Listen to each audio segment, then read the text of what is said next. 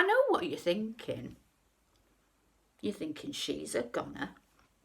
Well, let me just say this. Old ladies are tough. Rough tough, like puff pastry. I've got a will of iron. A will of iron holding up these crumbling bones. And yes, without this, I would be dust on the floor. But right now, I'm still here. And I'm not going to go yet. Not just yet. If my mum could see me, she'd tell me off. Lying there on a lovely spring day, go on, get out of bed. There's no world out there. I used to send her into a rage. I was a good girl. A good shy girl, but I was stubborn and I knew what I wanted. I wanted to take my shoes off and stand in that carpet. It was so thick you sank down into it, honest. I'm not exaggerating. Half an inch you'd sink. It was so soft and plush. I only took my shoes off once and I stood there with my eyes closed, concentrating on my feet. It was one of the nicest feelings I'd ever felt. We had palm trees, real ones, in the foyer. But the difference with the Kings was we had a fish tank as well. Not just filled with goldfish, but tropical ones with floaty fins and bright colours. And it didn't stop there. The ceiling in the auditorium was painted with stars, like the night sky. And they put lights inside them so they twinkled. The walls were Egyptian columns with hieroglyphics. It was one of the most amazing buildings I'd ever seen.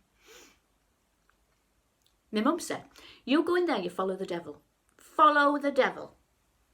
I started work selling chocolate ice creams, Turkish delight and mint creams. I had a smart uniform and I curled my hair around my hat. I used to get checked over by the sergeant commissionaire for clean hands and fingernails and stockings and seams. The difficult bit was walking backwards up the aisle with the tray, making sure you didn't trip. I had nice legs. People commented on my legs. Not like now. Kicking the blanket off all through the night. On a Saturday afternoon, the kids were in. Oh, they went mad. When the projector was turned on, jumping up in the seats, playing in the light, silhouettes and funny shapes. And in the soppy bits of the film, they'd throw stuff at the screen. And during the cliffhangers, when the hero's arrow pierced the leopard skin, they'd gasp. I used to stand at the front with my tray in the interval, in the spotlight. like a Hollywood star. I never had a boyfriend. I used to watch them fondling the seats. When the lights came on, sometimes too fast, they'd skiddle around trying to rearrange the clothes. They had to fix the seats at the back from all the gentle rocking. I wasn't interested. I wanted to watch the film.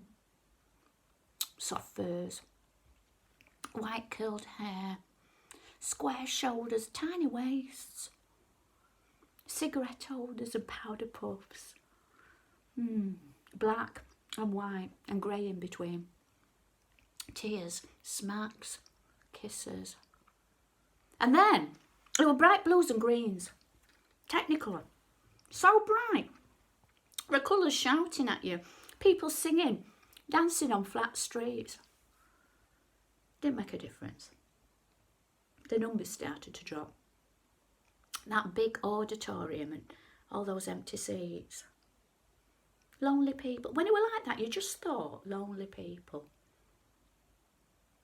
They tried cheap films and sad, dirty films.